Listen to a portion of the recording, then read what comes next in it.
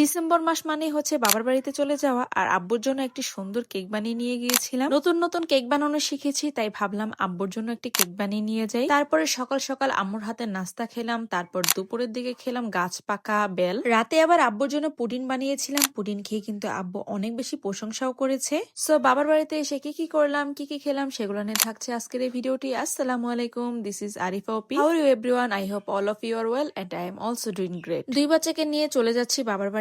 আর আমি নতুন নতুন কেক বানানো শিখেছি, তাই ভাবলাম বাসায় যেহেতু যাচ্ছি আব্বুর জন্য একটি কেক বানিয়ে নিয়ে যাই। আমার আব্বু সব রকম ফ্লেভার খেলো, কিন্তু আম্মু চকলেট কেক একেবারেই পছন্দ করে না, তাই ভাবলাম একটি ভ্যানিলা কেকই বানিয়ে নিয়ে যাই। আমার বোনের বাসার থেকে আমার বাবার বাড়ির ডিফারেন্স হচ্ছে 10 মিনিটের রাস্তা। তাই ভাবলাম আমার ভাগিনাদের কাছেই আগে নিয়ে যাই, ভাগিনার আগে কেকটা কেটে খেয়ে নেক, তারপর আব্বুর জন্য আবার নিয়ে যাব।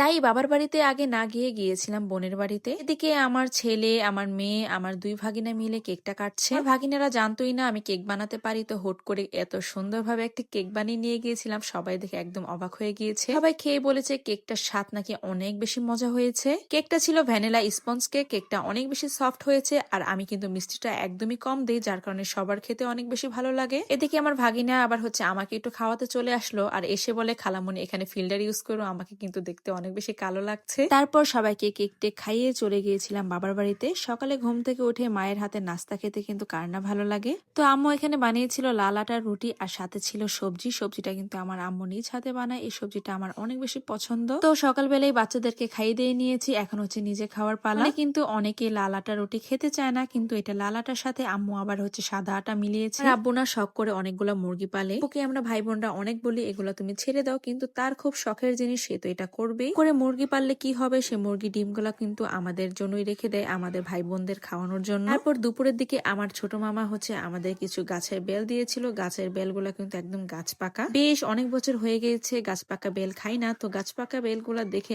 আমার এত বেশি লোভনীয় লাগছিল, তাই ভাবলাম একটু খাবোই, যেহেতু একটু ভালো করে মেখে খাই। তাই ধনিয়া পাতা, কাঁচা মরিচ, তারপর চিনি, লবণ একত্রে ভালো করে মিক্সড করে একটা ভর্তা বানিয়ে খাবো। অনেকেই আছেন টক জাতীয় খাবার বা টক জাতীয় ফল খেতে পছন্দ করেন না, কিন্তু আমাদের পরিবারের সবাই কিন্তু টক খেতে অনেক বেশি পছন্দ করে। একটা সময় আমাদের এরকম গিয়েছে যে দুপুর হলে আমাদের টক কিছু খেতেই হবে, তো আমাদের কাজিনরা আমরা সবাই মিলে কিন্তু টক কিছু বানাতাম। টক কিছু বলতে আমরা হয়তো বা চালতার আচার, বড়ই আচার, তেঁতুলের আচার, আমের আচার এক এক সিজনে কিন্তু এক একটা থাকতোই। আব্বু আবার বাজার থেকে এনেছে, এটা নোনা ফল না আতা ফল আমি জানি না, তো এই ফলটি আমার আম্মু আবার অনেক বেশি পছন্দ করে, তো বাজারে আসলেই আমার আব্বু একটা না একটা আনার চেষ্টা করে। এই ফলটার দাম নিয়েছে 200 টাকা, কিন্তু এই ফলটা আমার কাছে তেমন একটা ভালো লাগে না, কিন্তু আমার আম্মুর কাছে আবার অনেক বেশি ভালো লাগে। বিকেলের দিকে ফ্রিজ ঘাটাঘাটি করে দেখি ফ্রিজে অনেক গরু দুধ রয়েছে, তাই ভাবলাম একটি পুডিং বানিয়ে ফেলি। আমার ছেলেটা বেশ কয়েকদিন যাবত পুডিং খেতে চাচ্ছিল, তাই একটি পুডিং বানিয়ে ফেললাম। কিছুদিন আগে তো ফেসবুকে একদম ভাইরাল ছিল পুডিং। পুডিং তো আমরা কম বেশি সবাই বানাতে পারি, কিন্তু সবচেয়ে ইন্টারেস্ট পার্টটা হচ্ছে আমার এই জিনিসটা।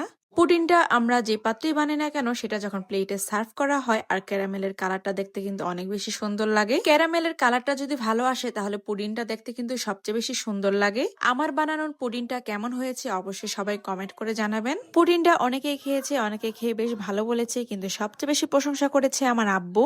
পুডিংটা খাওয়ার পর আমার আব্বু আমার এত পরিমাণে প্রশংসা করেছে, প্রশংসা শুনে তো আমি একদম ফুলে গিয়েছি। আপনাদেরকে তো একটি কথা এখনো জানানো হয়নি, সেটা হচ্ছে আমার একটি ফেসবুক পেজ যেমন রয়েছে, তেমন আমার একটা ইউটিউব চ্যানেলও রয়েছে। আমার ইউটিউব চ্যানেল আরিফা ওপি। অবশ্যই আমার সেই চ্যানেলে গিয়ে আমার ভিডিওগুলো দেখে আসবেন, লাইক কমেন্ট শেয়ার করে দিবেন, আর অবশ্যই সাবস্ক্রাইব করতে ভুলবেন না। সো আজকের ভিডিওটি এই পর্যন্তই। সবাই ভালো থাকবেন, সুস্থ থাকবেন, দেখা হবে নতুন আরেকটি ভিডিও নিয়েই। Thanks for the watching.